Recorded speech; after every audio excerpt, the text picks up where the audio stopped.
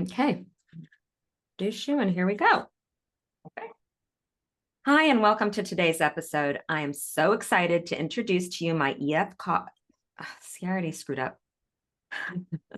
Hi, and welcome to today's episode. I am excited to introduce to you my EFT colleague, Lori Lamont. Lori is an EFT International and EFT Matrix Reimprinting Academy Master Trainer. She teaches therapists and coaches on how to incorporate EFT into their practices. She's the mother of 4, a homesteader, and passionate about raising the frequency of the planet. Her values are freedom, creativity, and spirituality.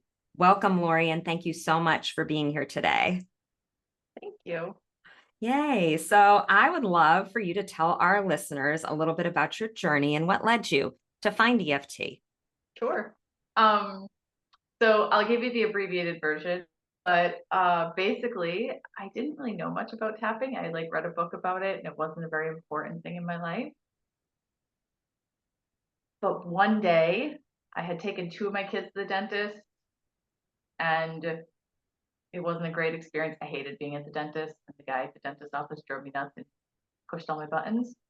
I had 2 more kids to take to the dentist the following week. And I'm sitting in this parking lot. My kids are doing an acrobatics class. And it was you're a mom, right? So Yep. it was my 45 minutes where I could pluck my eyebrows or read a book or paint my nails or you know what I'm talking about? You have Yep. it's really 38 minutes because you got to get into the building and out, right? So I'm sitting in my car and all I can think about is how much I hate the guy at the dentist office. And I hear this little voice in my head that's why don't you tap on it? And I tapped maybe a dozen times over the course of 2 years. It was not an important thing in my life. Tapped on it, about 10, 11 minutes. Take the kids to the dentist the following week. My daughter that would have serious anxiety at the dentist office, we would give her, and I don't like giving my kids Tylenol, right? Mm-hmm. This was the magnitude of the issues. Mm-hmm. We walked in that day, and the hygienist was who wants to go first? And my daughter's I'll go. And she went in there, and the hygienist and I just kind of looked at each other. And after my son got brought in, I went to check on my daughter. And the hygienist do you think we can get pictures of your teeth? And it occurred to me in that moment that they had never gotten an x-ray because that would have involved her holding the thing in between her teeth and the whole thing, right? Yep. They took x-rays. The dentist well, you need a cavity filled. You'll have to book it with the pediatric dentist for the gas. And my daughter's you can just fill it now. The dentist literally looked at me and said, I will not work on her mouth because the dentist had so many problems with my daughter over the years. And the hygienist no, she's a completely different kid. And so sure enough, they came at her with this giant Novocaine needle. They filled her cavity. We had never had a problem at the dentist. And I was what is this EFT thing? So what had happened was I addressed, and I had a problem with the dentist as a kid. I loved going to the dentist, never had a problem. Mm-hmm. But I was the oldest of 4, and we would all go, my mom and my siblings, and I'd sit in the waiting room with my siblings. So my mom had her turn, and then she'd come out and she'd write the check. And we didn't have dental insurance, and my dad was self-employed. And that was a big sacrifice twice a year to write that check. Mm-hmm. And so I could feel the tension and the fear of her writing that check, and my body, my brain stored it away. It's not safe to pay for 4 kids at the dentist. Next thing you know, I'm bringing my dentist and I'm pumping out this danger, danger alert vibration, which my daughter then felt and was responding to. And when I changed my vibration, she was completely fine.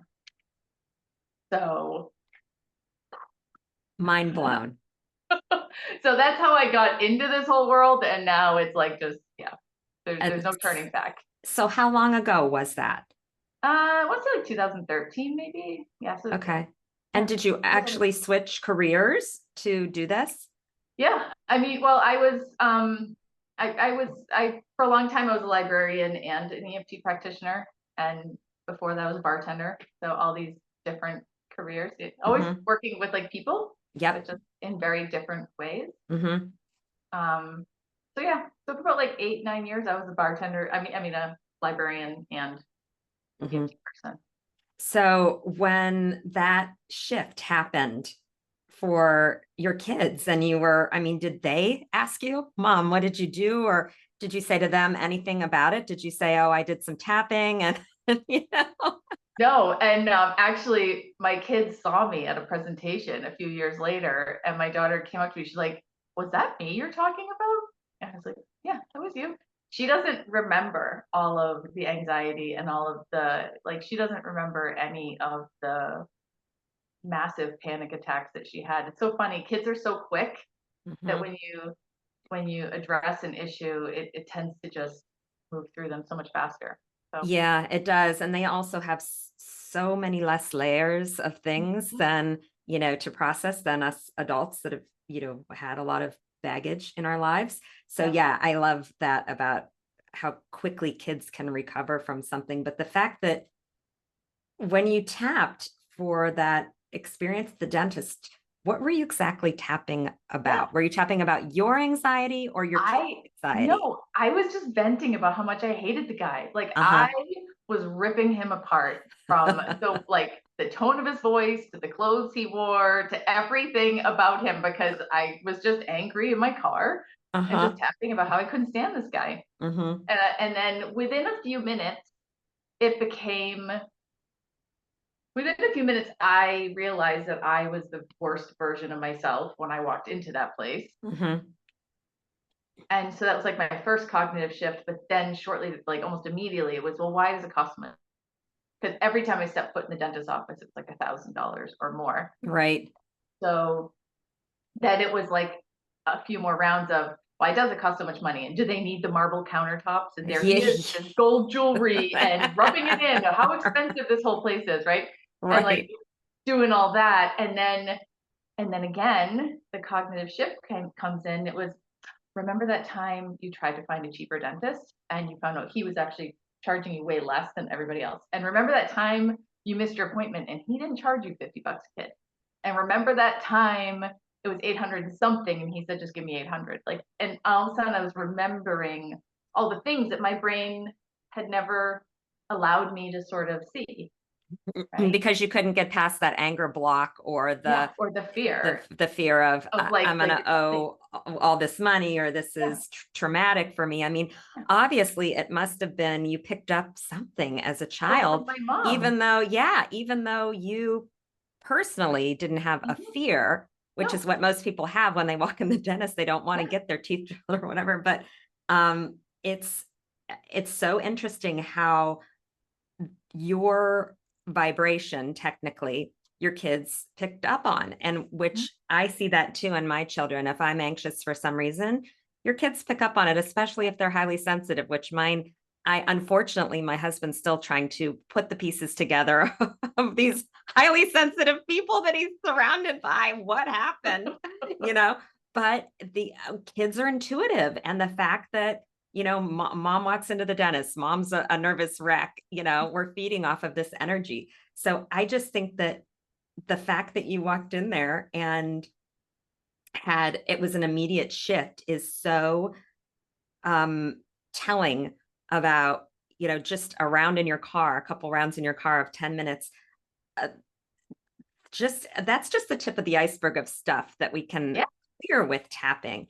And it kind of brings me to my next question, because I wanted to talk today about group tapping, first of all. And there are benefits that happen when you tap as a group. And Lori, why don't you explain a little bit about what happens when we tap with the group and the benefits that we gain? And then can you give us an example of some things that maybe you've experienced tapping in a group? Sure. Yeah. So, um, first of all, I want to say there's so many different ways to go about like group tapping, and I've seen a lot of different styles. And some people like do a demo and just have everybody borrow benefits and receive the benefits. Personally, I really like letting everybody. This, this is like one of the best gifts that came out of all of our lockdowns is like the Zoom, the online group tapping world, because people can just turn off their microphone and they can vent and rant about anything and everything. And so I run like monthly group tapping, and there will be people tapping about completely different topics and they're on different parts of the planet. and they're tapping about, and they're coming from such different places. And within, usually the first time I ask if anybody has anything they want to share, nobody says anything because everybody's shy at first. But within like the first 20 minutes or so, someone will break the ice and share a little something like, oh, like I'm really frustrated about something that's going on at work, or I'm really worried about this thing. And for some reason, and I always say, right, like the perfect and right people always come together, and usually doesn't make sense at the beginning. But in the end, what happens is people are like pinging off of each other. They're like, oh, yes, well, wait, when you just said that, there's these awakenings, and there's something really powerful about the collective. So when people come together and they share energy, even if it's through an online format, it doesn't matter. They're Right. sharing the energy with each other, and everyone ends up feeling better, even though everyone's working on completely different things. And sometimes you don't even know what people are working on, and they're just doing their own, thing. Yeah, I just, yeah, group tapping, I definitely have like it's one of my favorite times, to sit with these, to be here with these people, and just to give them that opportunity to really dive in. And so for me, when I do the group tapping, I just have people, everyone's muted. And it's like, even though in this moment I'm feeling, and I let them just say what they're feeling, especially when I think about, Mm-hmm. and this is where I'm at. And we just kind of start there and let them dig in.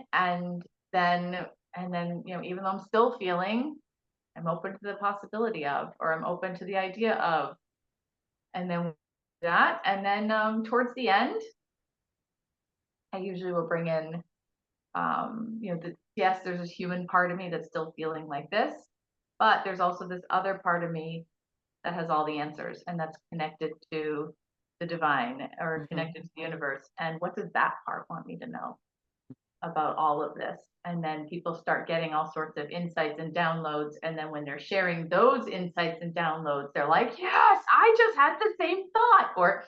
And then next thing you know, they're like, everyone's like BFFs, and they're like, Yes, I know. Can we do this together after, can I get your number? We're back. right? Yeah, I know.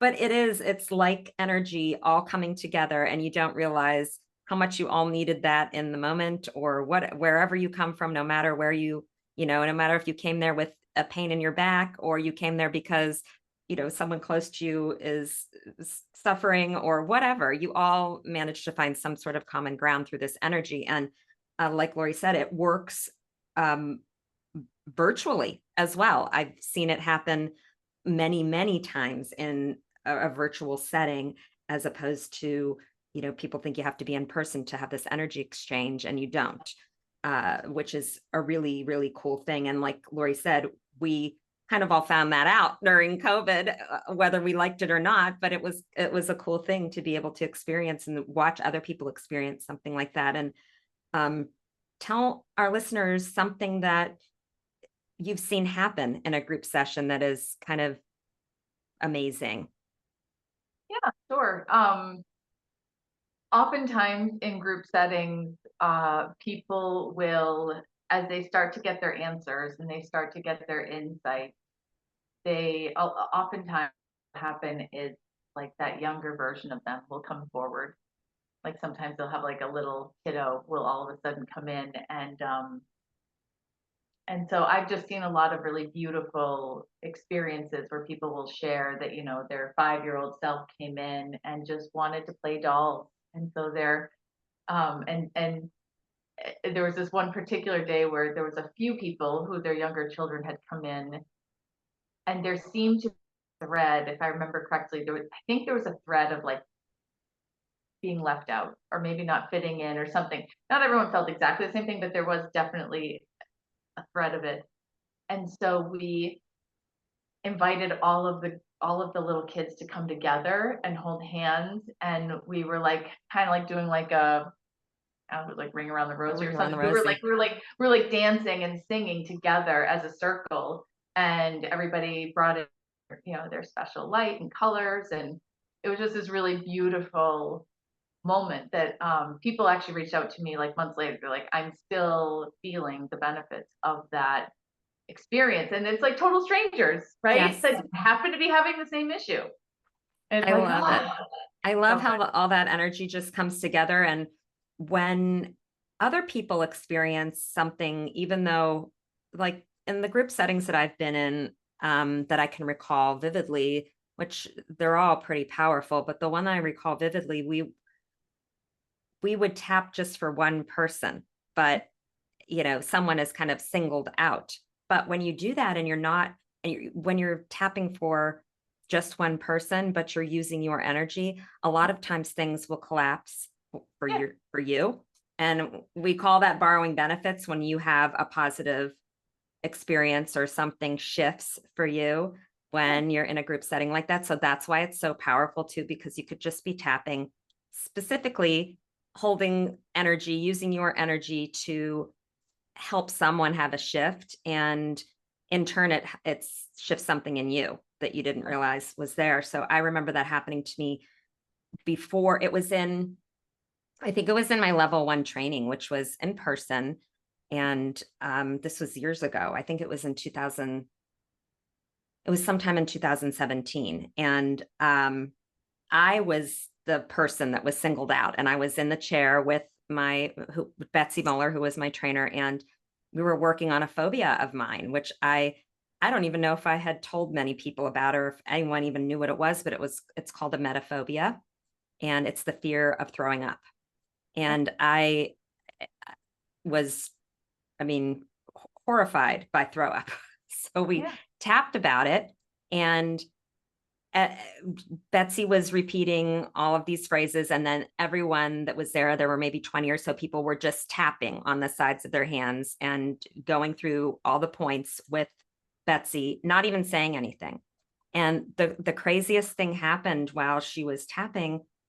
We were tapping together. She said um, something to the effect of, I don't know what's happening to me right now. We were talking about throw up and some factor. I know that that's just an awful thing to talk about, but I burst out laughing because it sounded so stupid to me. Like, why would I be making such a big deal about this? And I was so new to tapping at that moment, that I started apologizing to Betsy, but I had tears running down my face because I was laughing so hard. And I said, I am so sorry. And she said, no, no, no, don't apologize. There's a shift happening, that you think that this is hilarious, that you know, I wasn't afraid of it. And it did take some more work after that, but I was able to clear it on my own. But it was that moment. And I think that that group energy really helped shift something that was ingrained in me since I was 8 years old. So it's kind of really amazing what happens in a group setting. mhm, Um, so then there's also another type of tapping that is specific for someone that I'm going to ask Lori to explain too. We also sometimes we'll hear someone talk about surrogate tapping.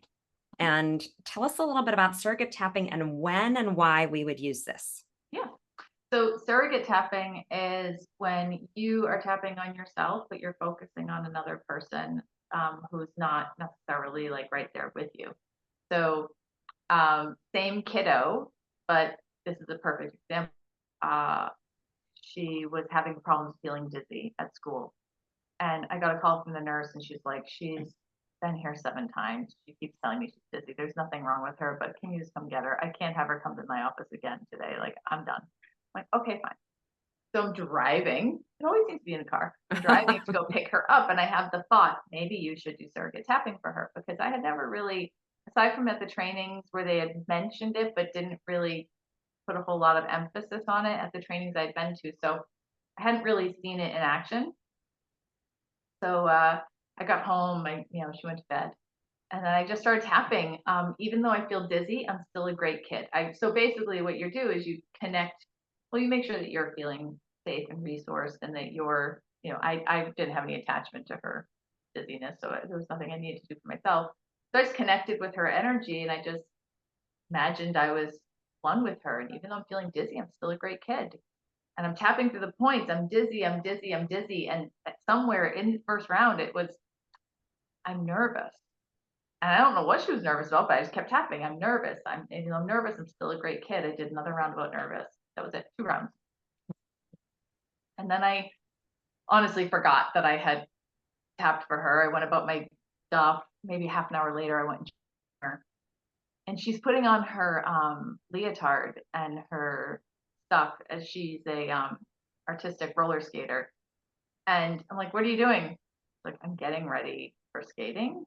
That I thought you were dizzy. Like she hadn't been able to go skating for like the whole week. I'm like, I thought you were dizzy. She's like, no. And it was like What?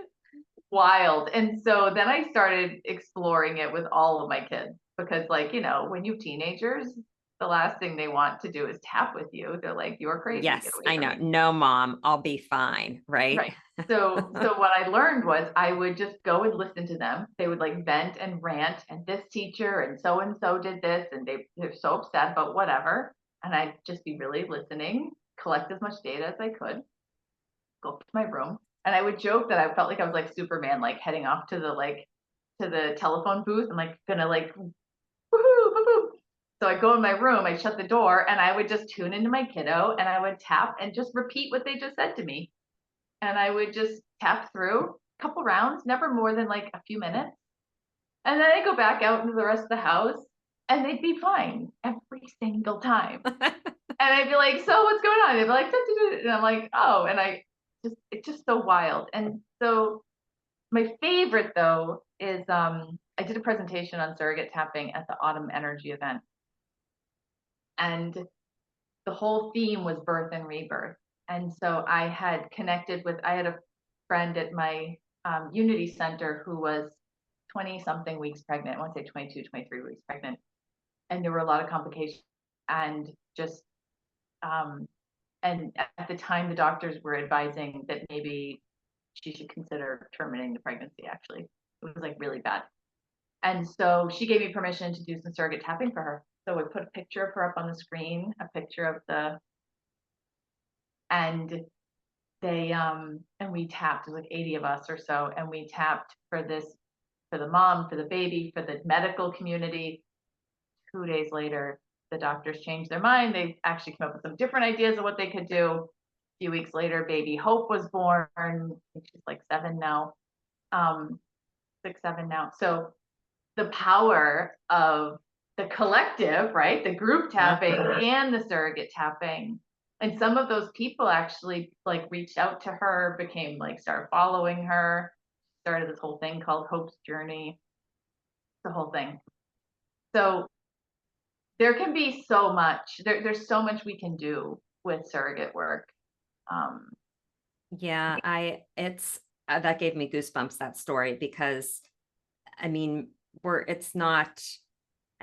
not performing miracles technically, but we are shifting the energy around whatever there's probably despair, all kinds of,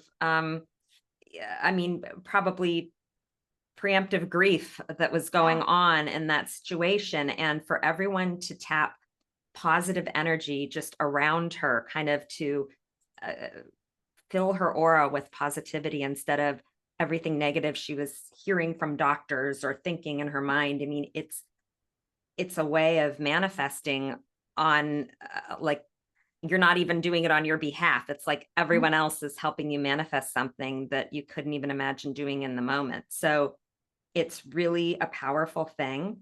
And we ask permission before we surrogate tap for someone. But my thing kind of is I surrogate tap a lot for my clients because they have a lot of stuff going on. And I'll say, hey, do you want to be on my list for surrogate tapping? And sure. So then I kind of say, well, when's that thing happening for you? Can I send you some positive energy? And,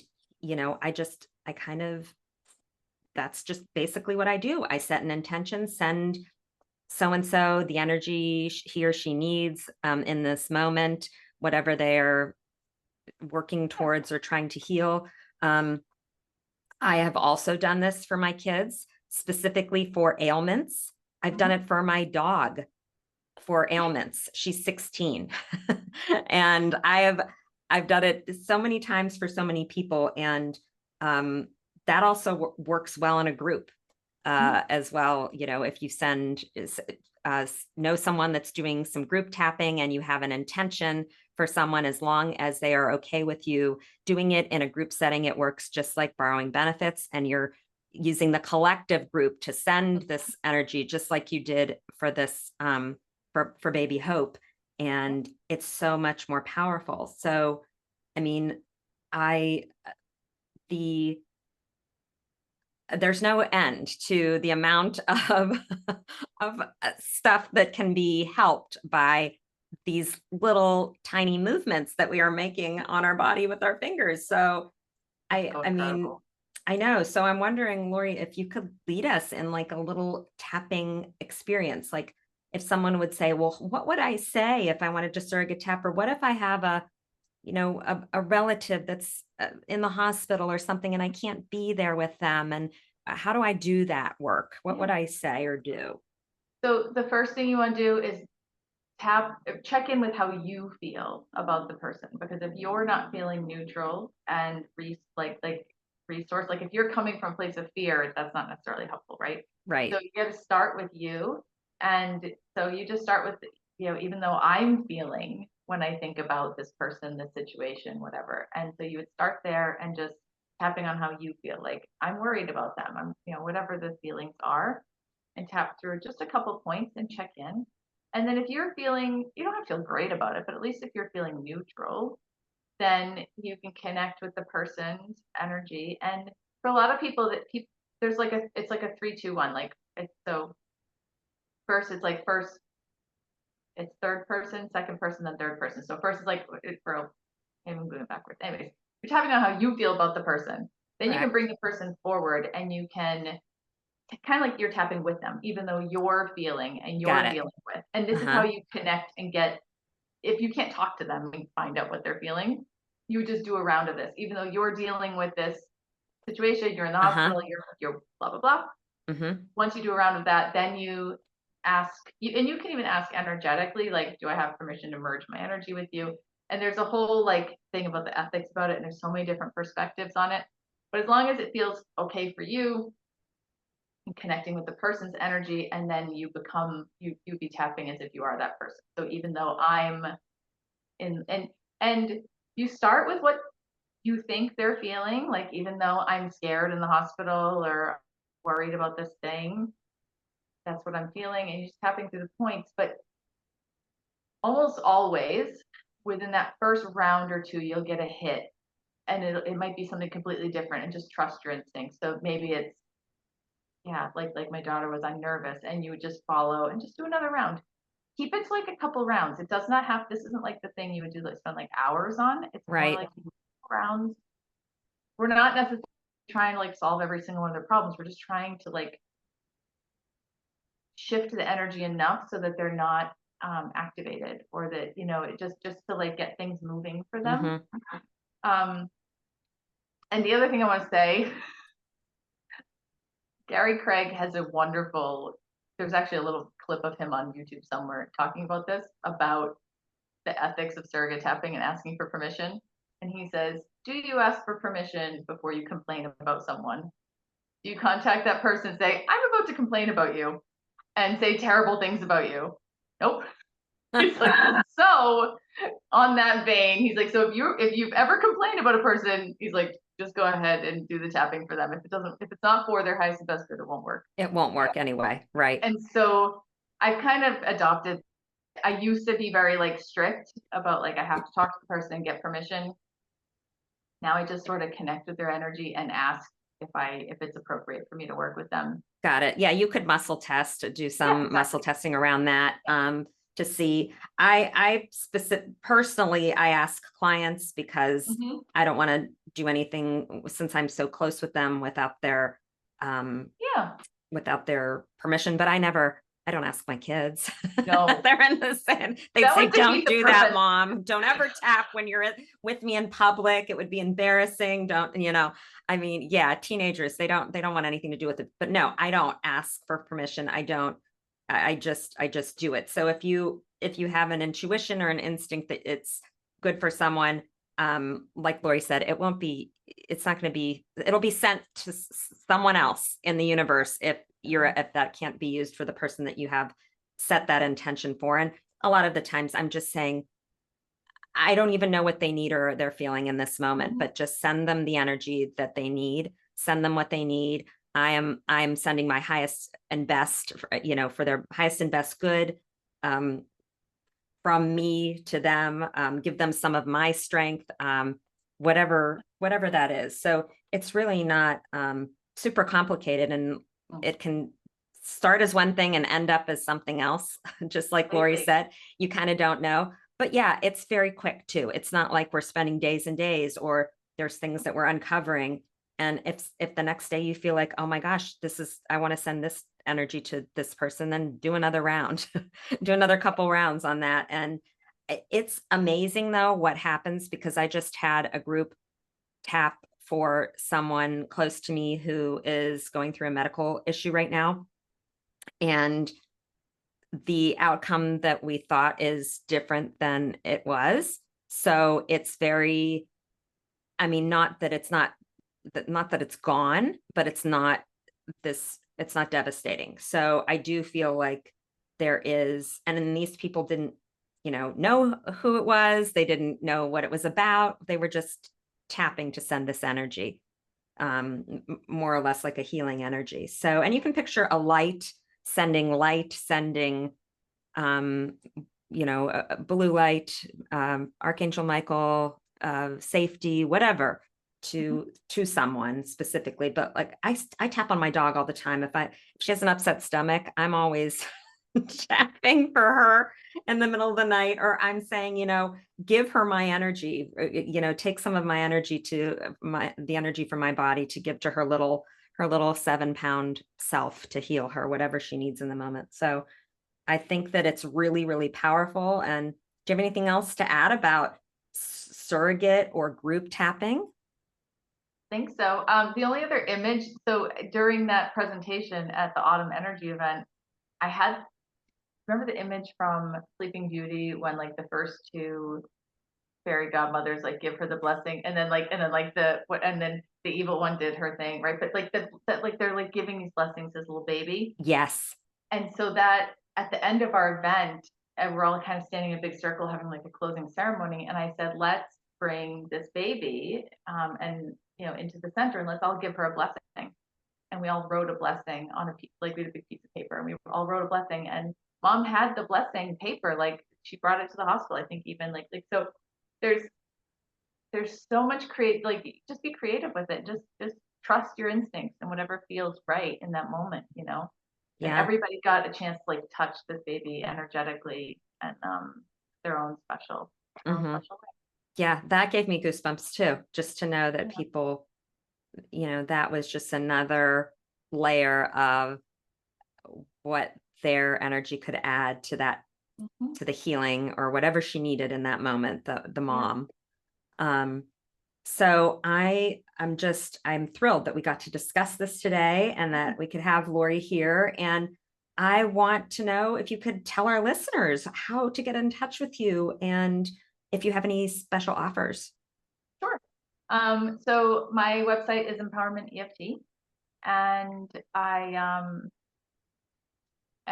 where you can come and you can learn EFT, or you can do group tapping or sessions or all of those things. And I gotta be perfectly honest, I actually forget what I said my special offer was gonna be. Did I tell you? Because I'm You did. having a moment. What I'm did you having one of those say? moments. Hold on. Hold on. We'll, Well, I do have a free ebook that if anybody that goes on my website, you can sign up. That's what it is. Sorry, I it had was a an little ebook. moment. Yeah. So I have an ebook there. So if you go onto my website, you can put in your email and you will get an ebook, and you will also get a free video link where it's like a 5-minute video where I take you through the guided tapping, where you can like Awesome. add your own words. amazing. And all of Lori's information will be in the show notes at the end of the show if you didn't get any of that. But the free things are just awesome. Everyone should go and download that resource. And I think I'm just thrilled that you could be here with us today. And it was a pleasure. Thank you so much. So just a reminder, if you'd like to work with me, you can schedule a free discovery call on my website, tapintohealth.net. Or if you're ready to start right now, you can visit my online store and download pre-recorded mini sessions. Thanks again for being here today, Lori. Thank you. Thanks to you for listening today. We'll see you next time. And until then, keep tapping.